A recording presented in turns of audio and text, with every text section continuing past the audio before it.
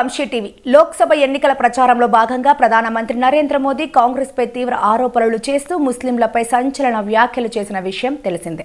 ఆదివారం రాజస్థాన్లోని జాలోర్లో నరేంద్ర మోదీ మాట్లాడుతూ కాంగ్రెస్ పార్టీ కేంద్రంలో అధికారంలోకి వస్తే ప్రజల ఆస్తులు, భూమి, బంగారాన్ని ముస్లింలకు పంచేస్తుందని వ్యాఖ్యానించారు.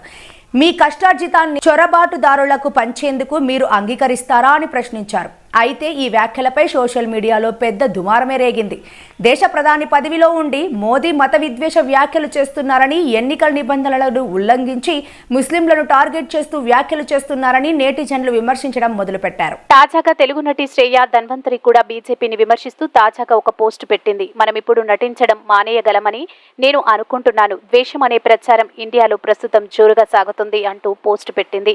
దీనిపై కొందరు శ్రేయకు సపోర్ట్ చేస్తుండగా మరికొందరు విమర్శించడం మొదలుపెట్టారు. అయితే ఈ పోస్టులో శ్రేయ ధన్వంతరి మోదీ ప్రస్తావన ఎక్కడా తీసుకురాకపోయినా బీజేపీని విమర్శిస్తూ పెట్టుందని తెలుస్తుంది.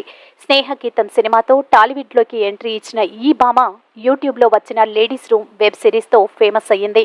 అనంతరం family man scam, 1992, guns and Gulaabs చిత్రాలతో బాలీవుడ్లో మంచి గుర్తింపు సంపాదించింది.